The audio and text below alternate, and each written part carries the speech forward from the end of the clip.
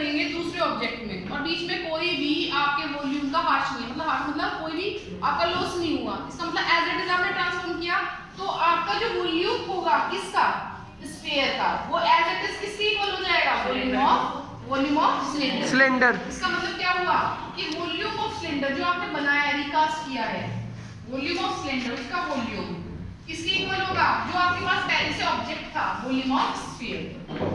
ये बात समझ में आई? वॉल्यूम ऑफ सिलेंडर क्या होगा, पाई आर स्क्वायर एच, जबकि वॉल्यूम ऑफ स्फीयर क्या होगा, 4/3 पाई आर क्यूब। आप क्या करेंगे, पाई से पाई कैंसिल कर देंगे, आर की वैल्यू देखिए, आर की वैल्यू कितनी होगी, 6 × 6, एच आपको फाइंड करना है, ये आ गया 4/3, रेडियस कितना है आपके पास, 4.2 × 4.2 × 4.2। अब देखिए 6 7 जा 42, ठीक है, 6 7 जा कितना होगा 42, अच्छा 3 1 जा 3, 3 4 जा 12। अच्छा h की वैल्यू कितनी आई हमारे पास अभी फिलहाल, 4 × 0.7 × 0.7 × 1.4, ये तो है h, है ना? तो h किसके इक्वल होगा, मल्टीप्लाई करिए, मल्टीप्लाई करके क्या आया, 0.7 की 0.7 में करेंगे तो 0.49, 0.49 क्या 1.4 में करेंगे तो 0.686। अब हम 4 की मल्टीप्लाई कर रहे हैं, 4 6 जा 24 कैरी 2, 4 8 जा कितना होगा आपके पास 32 और आपके पास 2 कितना हो जाएगा 34 कैरी 3, 4 6 जा 24 और 3 कितना होगा 27, और तो पॉइंट कहां आएगा बेटे आपके पास यहां पर, तो क्या आएगा, ये आपकी हाइट ऑफ क्या होगी, स्लिट।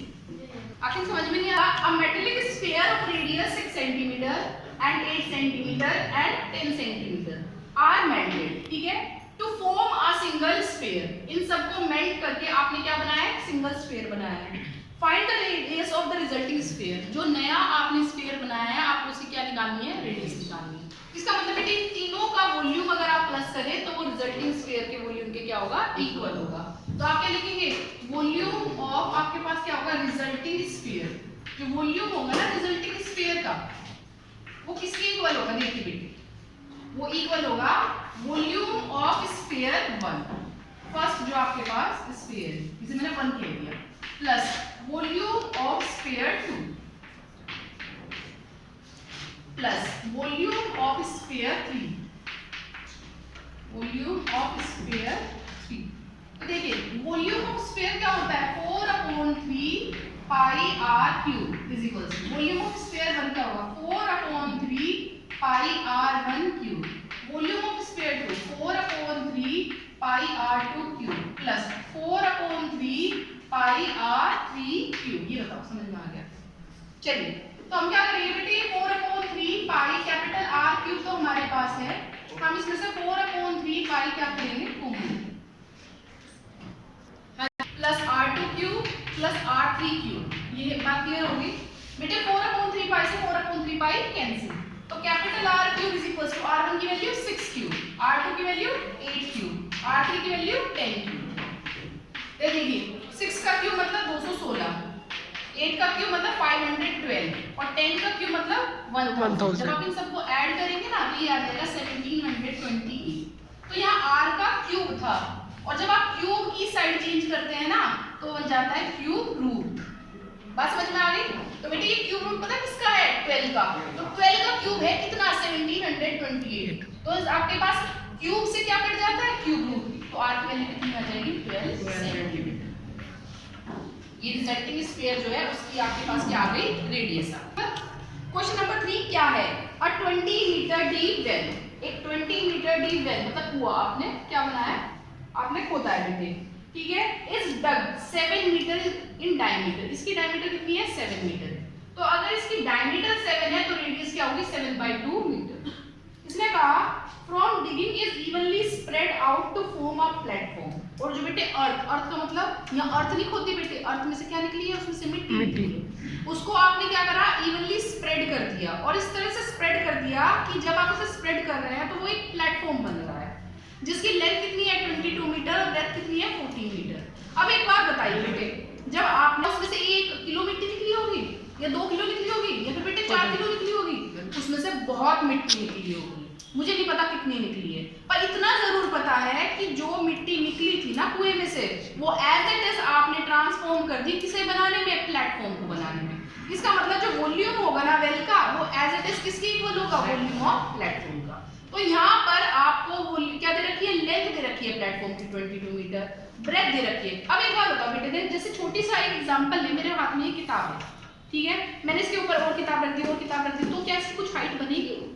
तो सेम एज है, जब हम मिट्टी डालने जा रहे हैं बेटे, जितनी भी कुएं से निकल रही है, तो उसकी कुछ ना कुछ तो हाइट बनेगी ना, तो आपको वो हाइट ही निकालनी है। इसका मतलब यहाँ पर 3 डायमेंशन बन रही है, तो ये प्लेटफॉर्म किस शेप में है, क्यूबॉइडल शेप में। बात समझ में आई? प्लेटफॉर्म तो आप समझते ही होंगे किस तरह से बना।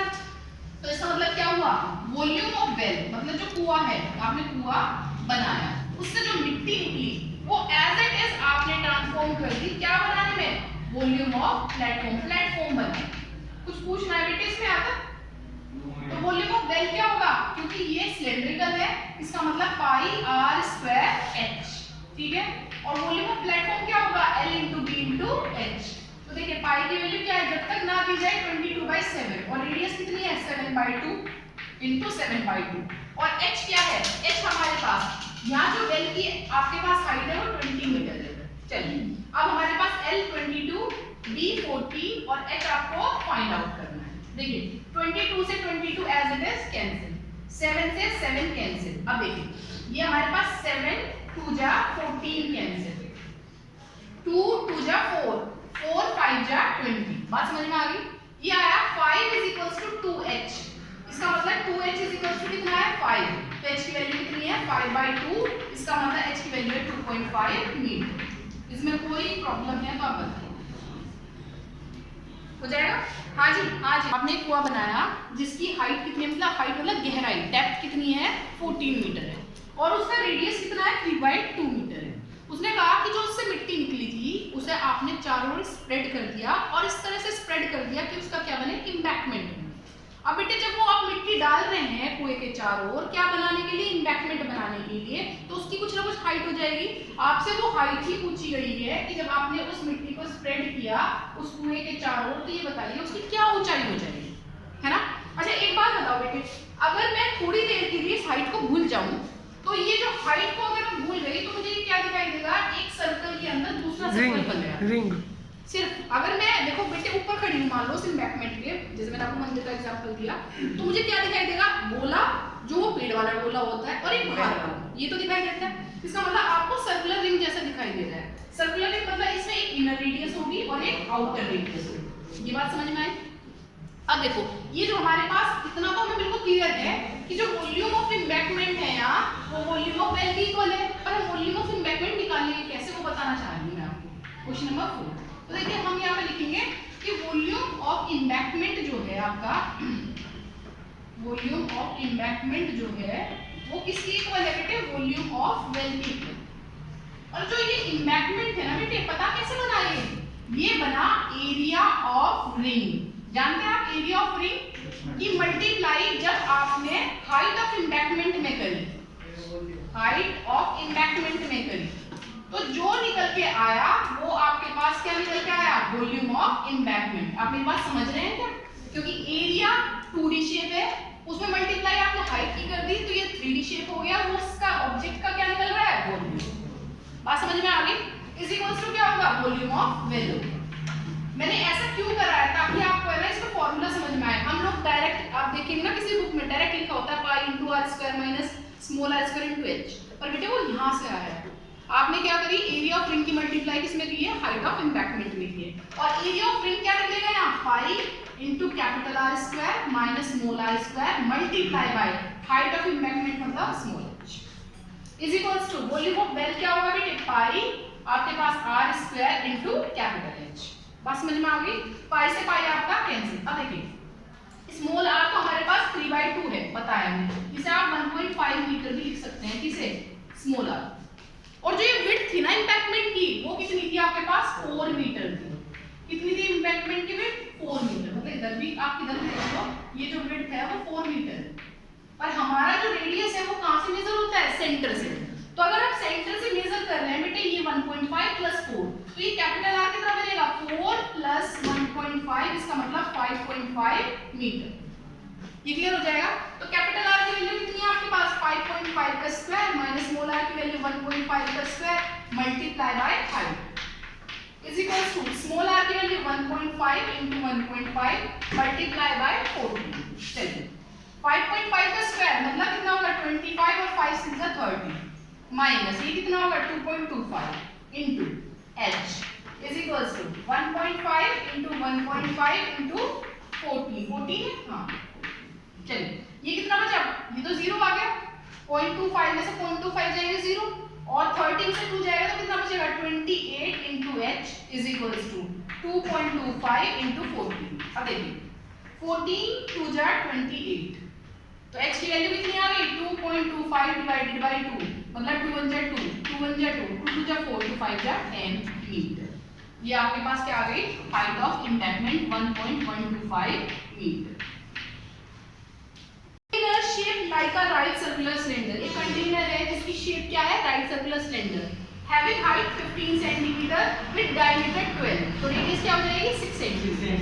इसने पूछा है आपसे the ice cream is to be filled into cones, इस आइसक्रीम को आपको किस में फिल करना है कोन्स में, जिसकी हाइट कितनी है 12 सेंटीमीटर है और डायमीटर कितनी थी 6 मतलब रेडियस क्या हो जाएगी 3 सेंटीमीटर हो जाएगी with a hemispherical shape on the top और उसको जो कोन है उसके ऊपर क्या होना चाहिए हेमिस्फेरिकल टॉप होना चाहिए।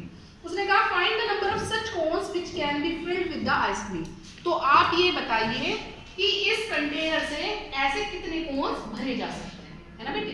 अब सीधी सी बात है मैंने आपको पहले ही बताया है जब भी कभी ऐसा क्वेश्चन आएगा कि कितने हो सकते हैं तो कितने भरे जा सकते हैं ठीक है कितना पानी निकला तो आप हमेशा क्या करेंगे जो बड़ा वेसल है उसके वॉल्यूम को डिवाइड कर देंगे छोटे वेसल के वॉल्यूम से, ये सब में फिट होगा कोई भी क्वेश्चन तो आप क्या निकालेंगे इसमें नंबर ऑफ कोन्स फिल्ड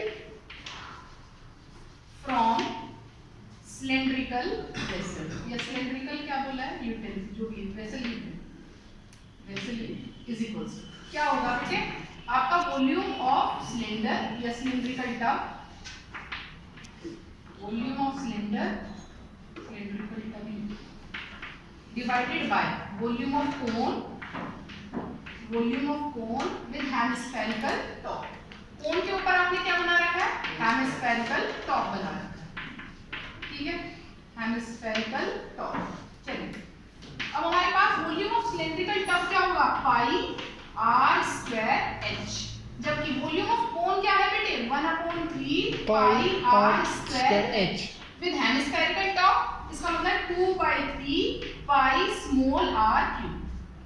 बात समझ में आ गई। चलिए ये हमारे पास है पाई ये कैपिटल R स्क्वायर ये कैपिटल H डिवाइडेड बाय आप इसमें से कॉमन ले सकते हैं 1/3 पाई r स्क्वायर तो यहाँ पे बचेगा h + 2r कुछ प्रॉब्लम है तो बताइए बेटे इस 3 की मल्टीप्लाई कहाँ होगी ऊपर उससे पहले पाई से पाई आपका कैंसिल हो जाएगा तो ये क्या बचेगा आपके पास 3 capital R square h divided by r square into h + 2r। अब हम क्या करेंगे इनकी वैल्यू रखेंगे तो ये आ गया 3 इनटू कैपिटल R की value 6 into 6 into capital H की value 15 divided by capital small r की वैल्यू कितनी है 3 इनटू 3 स्मॉल h की वैल्यू कितनी है 12 प्लस 2 इनटू 3। अब देखिए ये 3 से ये 3 कैंसिल 3 2 जा 6। अब देखो 12 प्लस 6 कितना होता है 18 है ना तो ये आ गया 2 इनटू 6 इनटू 15 डिवाइडेड बाय 18 6 3 जा 18 3 5 जा 15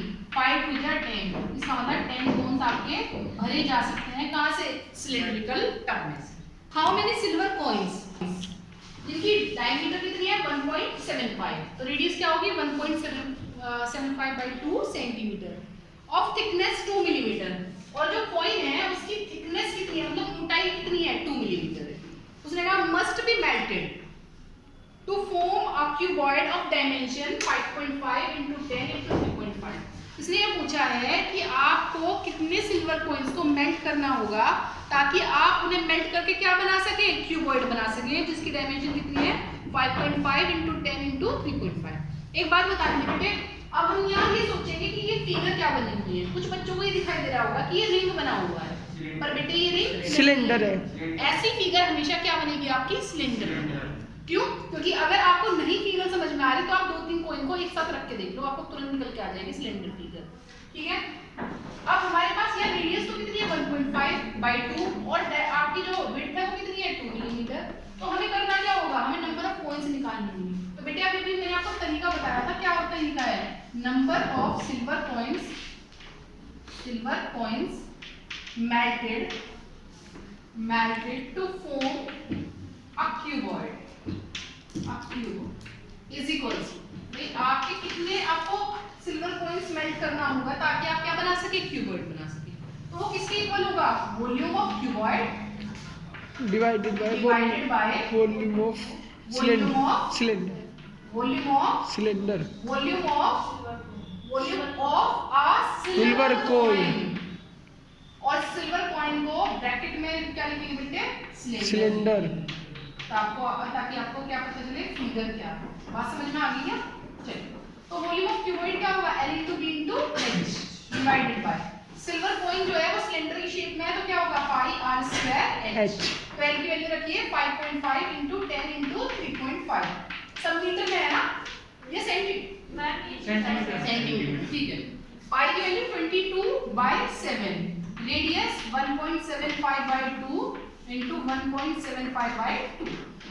अब देखिए सबका सब आपके पास सेंटीमीटर में है सिर्फ, एक्सेप्ट किसके बेटे, विड्थ के, किसके, कॉइन की विड्थ के, है ना। तो वो 2 मिलीमीटर है, तो 2 मिलीमीटर को अगर आप सेंटीमीटर में चेंज करना चाहते हैं तो क्या होगा, इसे डिवाइड करना पड़ेगा 0 10 से। तो बेटे ये आ जाएगा 2/10 सेंटीमीटर। तो आप लिख देंगे यहाँ 1 मिलीमीटर किसके इक्वल होगा बेटे, 1/10 सेंटीमीटर के ना। तो 2 मिलीमीटर किसके इक्वल होगा, 2/10 सेंटीमीटर। ठीक है। चलिए अब जो ये नीचे वाले है ना बेटे, मैं इन्हें सबको क्या लेके जा रही हूँ, ऊपर लेके जा रही हूँ। यहाँ पर ले कर सकते हैं ना ऐसा। तो ये आ गया 5.5 × 10 × 3.5 मल्टीप्लाई बाय 7 × 2 × 2 × 10। ये बता डिवाइडेड बाय कितना आ गया, 22 × 1.75 × 1.75 × देखिए सबसे पहले इस 2 से 2 कैंसिल। दूसरी चीज बेटे पॉइंट हटाया तो नीचे कितना आएगा, 10 आएगा। इस 10 से ये 10 कैंसिल, 11 × 2 = 22, 11 × 5 = 55। बात समझ में आ गई। चलिए बेटे 35 जो 5 जा होगा ना वो 175 होगा। ठीक है। अब देखो ये 35 था तो इसके सिर्फ पॉइंट हटाएंगे तो नीचे 10 आएगा, जब इसका पॉइंट हटाएंगे तो वहां कितना आ जाएगा, 100। बाकी आपका 35 से 175 कितनी बार कैंसिल है, 5। ऐसे ही सेम आपके पास ये 175 इसका पॉइंट हटाया तो ऊपर क्या पहुंचेगा बेटे, 100। इसे हटा दो, ये तो आपने समझ नहीं लिया, ये आपके पास नहीं। चलो इसका आपने पॉइंट हटा।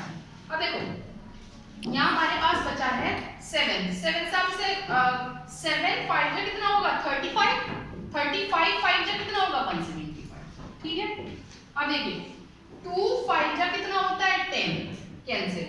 यहाँ बचा है आपके पास 5 और 10 दीदी, और यहाँ बचा है आपके पास 10 ऊपर तो बहुत सारे बचे हैं। 5 × 10 कितना होगा, 50 50 2 जा 100। ये बताइए, तो ये बचा है 2 × 2 × 100 मतलब 400 कॉइंस। कितने कॉइंस आपको मेल्ट करनी पड़ेगी ऐसा क्यूबॉइड बनाने के लिए, 400 कॉइंस। हाइट 32 सेंटीमीटर, ठीक है। Base radius 18 centimetre is filled with sand। इसमें क्या भरा हुआ है, सैंड। ठीक है। Sand. This bucket is emptied on the ground। इस बकेट को आपने कहां पर खाली किया, ग्राउंड पर। ठीक है। एंड a conical heap, जिससे बेटे आपकी क्या बन रही है, conical heap बन रही is formed if the height of the conical heap is 24 centimeter, find the radius and its length height। आपको क्या निकालनी है, इसकी रेडियस और लेंथ हाइट फाइंड करनी है। देखो इस सेंड को आपने एज इट इज ट्रांसफॉर्म किया है कॉनिकल हीप में, इसका मतलब volume of sand in bucket is equals to volume of conical heap.